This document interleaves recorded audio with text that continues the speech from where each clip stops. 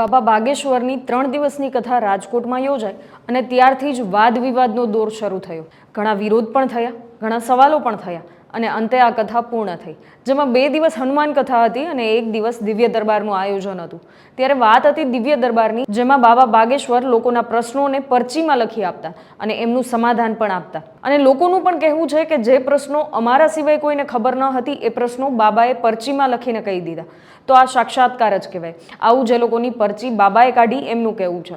અને વિરોધ પણ આ જ વાતનો હતો કે બાબા જે પરચી કાઢી અને લોકોની સમસ્યાઓ જણાવે છે, આ અંધશ્રદ્ધા ફેલાવવાનું કામ છે. બસ આ બાબતમાં સમગ્ર વિરોધ શરૂ થયો હતો અને આ વિવાદ આખરે પહોંચ્યો સાચી અંધશ્રદ્ધા પર. હા, છેલ્લા દિવસે જે દિવ્ય દરબારનું આયોજન થયું હતું ત્યાં ઘણા લોકો ધૂણતા જોવા મળે છે.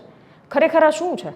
કેમ કે આપણે અત્યારે સનાતનના નામ પર જે રસ્તે જઈ રહ્યા છીએ, શું ખરેખર સનાતન શું છે એ પણ આ લોકો જાણતા હશે?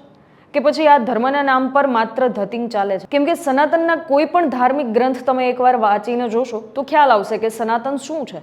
કેમ કે કોઈ પણ ગ્રંથોમાં ક્યાંય પણ ધૂણવાની કે એ કોઈ વાતનો ઉલ્લેખ છે જ નહીં. તો પછી આ આવ્યું ક્યાંથી? અને આમ પણ આ હનુમાનજી મહારાજની કથામાં.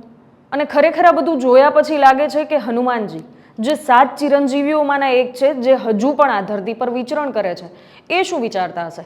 કેમ કે આ કઈ માનસિકતા છે? આ સૌથી મોટો સવાલ છે. શું આ માત્ર માસ હિસ્ટોરિયન નામની જે બીમારી છે એ છે કે પછી બીજું કંઈ?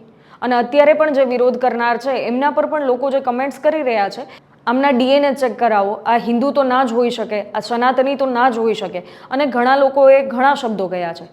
પણ કદાચ આ વિરોધ પણ ખોટો હોઈ શકે, પણ છતાંય એક હિન્દુ છે પોતાની ભાષાની મર્યાદા ક્યારેય ખોઈ ના શકે.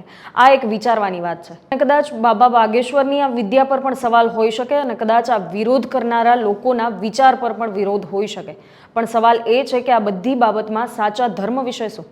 શું આપણો ધર્મ આ છે? અને આવા ઘણા સવાલો ઊભા થાય છે જ્યારે આવા તમાશાઓ ધર્મના નામ પર થાય છે.